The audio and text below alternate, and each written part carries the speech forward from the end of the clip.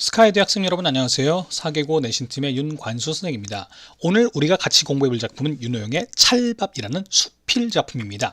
여러분 수필은요 소설하고 다르게 실제 있었던 글쓴이의 경험을 바탕으로 쓴 글이죠. 그래서 수필 같은 경우는 이 글에 등장하는 글쓴이의 경험이 무엇인지 그리고 중심 소재가 있다면 그 소재를 통해서 말하고자 하는 바가 무엇인지 파악하는 것이 중요합니다. 이 소설의 제목 찰밥, 보통 오곡밥이라고 한대요. 저도 찰밥을 참 좋아하는데요. 그 찰밥이 찹쌀로 지어서 밥이 굉장히 좀 쫀득쫀득하고요. 그리고 보통 일반적으로 거기서 일반 밥하고 다르게 소금 간을 해서 밥을 짓기 때문에 어떨 땐 그냥 밥만 먹어도 굉장히 맛있습니다. 자, 그래서 이 작품의 중심 소재인 찰밥인데 이 작품을 통해서 글쓴이가 말하고자 하는 바가 무엇인지를 파악해 보면 되겠습니다. 자, 먼저 같이 본문 보도록 할게요. 찰밥을 싸서 손에 들고 새벽에 나선다. 오늘 친구들과 소풍을 가기로 약속을 하고 점심 준비로 찰밥을 말하는 것이다. 자, 이 찰밥이 이 수필에서 중심 소재가 되는데요. 글쓴이는 이 찰밥을 통해서 그 어린 시절에 어머니가 자기가 소풍을 갈 때 그 도시락으로 싸주셨던 찰밥을 떠올리게 됩니다. 그렇다면 이 찰밥은 회상의 계기가 되겠죠. 과거 회상의 계기가 되는 소재이기도 합니다. 자, 여기서 내가 소학교 때 원족을 가게 되면, 자, 여기서 이 사람이 과거 회상을 하고 있는데요. 소학교?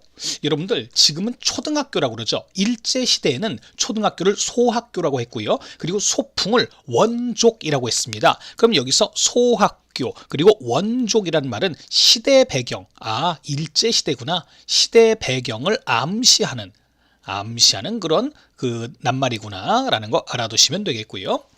여러 아이들은 과자, 과일이죠. 사이다 등 옛날엔 사이다가요 굉장히 귀한 음료라고 그랬대요. 그래서 여러 가지 먹을 것을 견대, 여기 양쪽 어깨에 매는 배낭 같은 거 뿌듯하게 어깨에 둘러매고 모여들었지만 나는 그러지 못했다. 견대도 없고 그리고 과자, 사이다를 살 돈이 없다 보니까 찰밥을 책보에 싸서 어깨에 둘러매고 가야 했대요. 자, 다시 말해 그 정도로 과자나 사이다 같은 걸 살 수 없었던 가난했던 어린 시절을 얘기하고 있는 거겠죠.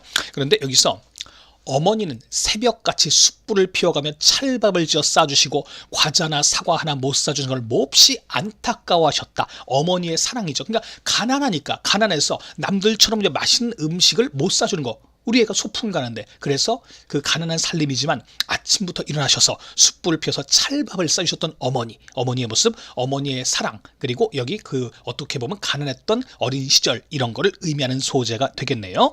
자, 그럼 여기서 어머니는 가난한 살림에 다른 여축, 다른 거는 과자 같은 거는 싸지 못해도 내 원족들을 생각하고 고사쌀에서 찹쌀을 떠두는 걸 잊지 아니하셨다. 그러니까 어렸을 때 너무 가난해서 사실 쌀을 마음 놓고 막 퍼먹을 수 있는 그런 상황도 아니었는데 어머니는 우리 애가 나중에 소풍 갈 때를 대비해서 그 고사 지을 때 쓸 그 쌀에서도 찹쌀을 떼서 우리의 그 소풍 갈 그 쌀을 따로 마련해 줄 정도로 어떻게 보면은 그래 나름대로 가난한 살림의 아들을 위해서 좀 챙겨주려고 노력을 하셨던 거죠. 그리고 이 애가 보통 이럴 수 있죠. 어린 시절은 좀 철이 없잖아요. 그래서 남들은 이거 다 사준데 왜 난 이런 거 안 사줘? 여러분도 혹시 그런 적 있어요? 어릴 때? 집안 형편 이런 거 상관 안 하고, 누구는 이번에 패딩 어디 노스 어쩌고 이런 거 사줘. 왜 나는 걸 안 사줘? 그런 사람 없겠죠. 근데 이 글쓴이는 어릴 때부터 굉장히 생각이 깊었나 봐요. 나는 이 어머니의 애틋한 심정, 어머니의 안타까워하는 마음을 아는 까닭에 과자, 사과 같은 건 아예 넘겨다보지도 않았고 어머니의 정성어린 찰밥이 소중했다. 자, 다시 말해서 어머니의 사랑을 이해한 어머니의 사랑과 마음을 이해했다는 거죠. 기특하네요. 이해했다는 얘기죠. 그래서 이것을 메고 문을 났을 때 장래에 대한 자부심과 남다른 야망에 부풀어 새벽 하늘을 우러러보며 씩씩하게 걸었다. 말하자면 이 어머니의 애정의 선물 찰밥이 어린 나에게 격려와 힘이 됐던 것이다. 그러니까 굉장히 좀 어떻게 보면 바람직한 생각이죠. 집이 가난하다 보니까 남들처럼 과자나 이런 거 못 사주지만 엄마가 이 정성스럽게 마련해준 찰밥을 가지고 그래 어머니의 사랑이 가득한 이 찰밥을 먹고 내가 더 기운내야지 하면서 힘차게 길을 나섰다 이런 얘기죠. 그래서 이것이 인연이 돼서 등산, 소풍 혹은 등산을 하려면 을에 찰밥을 마르는 것이 한 전례가 되고 습성이 된 셈입니다. 그래서 그 뒤에도 글쓴이는 뭔가 좀 소풍을 가거나 등산을 갈 때 항상 찰밥을 싸가지고 다니게 되었다. 왜? 이 찰밥은 단순한 밥이 아니라 어머니의 사랑을 느낄 수 있는 그런 소재였기 때문이죠. 자, 그리고 오늘도 친구와 야유, 들놀이를 약속한 까닭에 지금 현재거든요. 근데 이 사람은 나이 들어서도 항상 어디 뭐 등산 소풍 갈 때면 찰밥을 싸와요. 찰밥을 싸우는데, 근데 문제는 옛날엔 이 찰밥을 어머니가 싸주셨죠. 근데 지금 이 사람이 나이가 들었거든요. 나이가 들었어요. 이제 어머니가 계실까 안 계실까? 어머니가 안 계시단 얘기죠. 여기서 이렇게 얘기하네요. 밥을 들고 퇴마를 내렸으며 부엌문 쪽을 둘러봤다. 새벽에 숯불을 피우시던 어머니의 모습이 눈앞에 떠오르다 안개처럼 사라져버린다. 이건 무슨 얘기죠?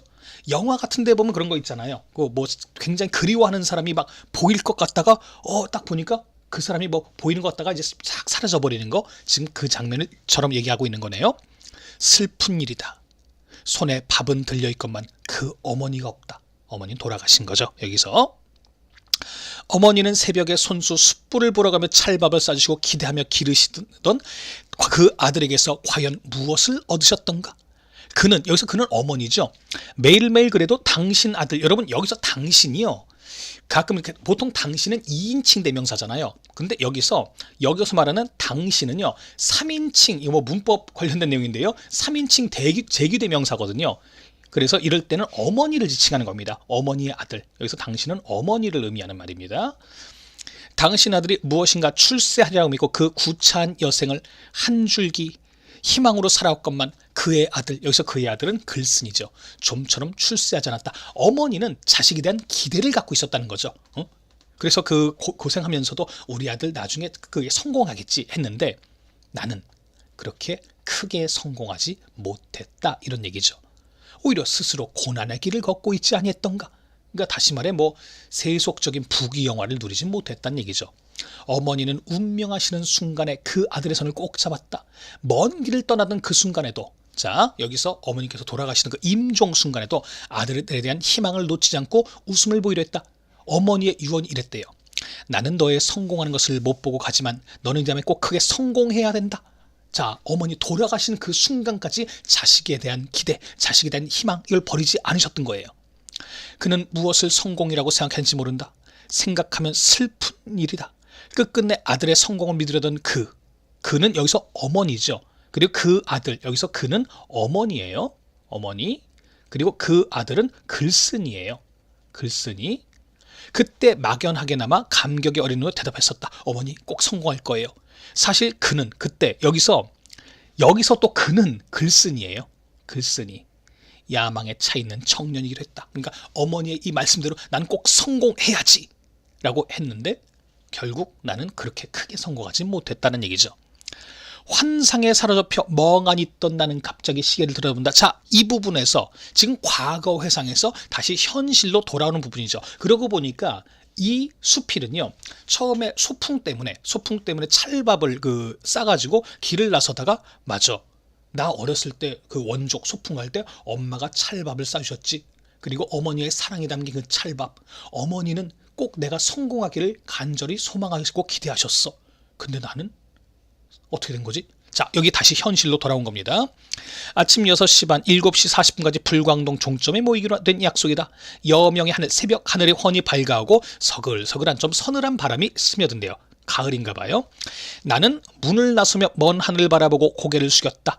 백수 50, 여기서 백수는 흰머리, 이제 머리에 흰머리가 나가기 시작하는 50에 성취한 바 없이 11살 때 메고 가던 그 밥, 이 그 밥이 바로 찰밥이 되겠죠. 찰밥을 손에 들고 소년시대의 기분으로 문을 나서는 그 사나이, 여기서 그 사나이는 글쓴이죠. 근데 마지막에 어머니한테 이런 얘기를 합니다. 어머니, 야망에 찼던 어머니 아들은 이제 찰밥을 안고, 이 찰밥, 어머니의 사랑을 느낄 수 있는 그 소재를 안고 흰 머리카락을 바람에 날리며 손등으로 굵은 눈물을 닦습니다. 여기서 눈물이란 바로 어머니에 대한 그리움의 눈물. 그리고 또 이렇게도 볼 수 있겠죠. 어머니는 분명히 아들의 성공을 기대하셨는데 그다지 성공하지 못한 그 자신에 대한 어떻게 보면 회한의 눈물이라고 볼 수 있겠죠. 결국 이 찰밥을 통해서 어머니의 사랑, 그리고 여기서 어머니의 기대와 달리 크게 성공하지 못한 자신의 삶에 대한 회한, 이런 걸 드러낸 수필이 바로 이 윤오영의 찰밥이 되겠습니다. 자, 그럼 여기서 핵심 정리 한번 같이 가보도록 할게요. 자, 갈래는 경수필인데요. 여러분, 수필 중에는 중수필, 경수필이 있습니다. 중수필, 경수필 때 중은 무거울 중자고요. 경은 가벼울 경자거든요. 근데 중수필은 어떤 거냐면요. 좀 무거운 주제, 사회 문제라든가 이런 게 좀 심각한 주제를 다룬 게 중수필이고요.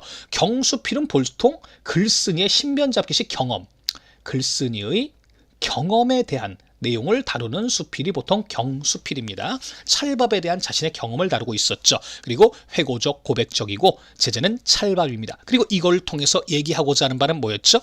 여기서 찰밥에 담긴 어머니의 사랑과 어머니에 대한 그리움, 이 글의 주제가 되겠습니다. 특징은 액자식 구성인데, 여기서 현재 소풍 가는 나의 이야기 속에 어머니에 대한 추억이 들어있죠. 액자식 구성. 아니면은 이렇게도 볼 수 있죠. 그냥 현재에서 과거에서 다시 현재로 돌아오기 때문에 역순행적 구성이라고 볼 수도 있습니다.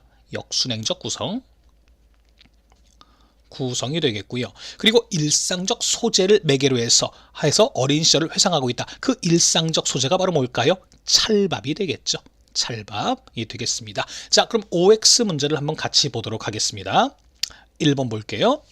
글쓴이는 찰밥을 통해 자신의 어린 시절을 회상하고 있다. 맞는 말이죠. 그 다음에 2번.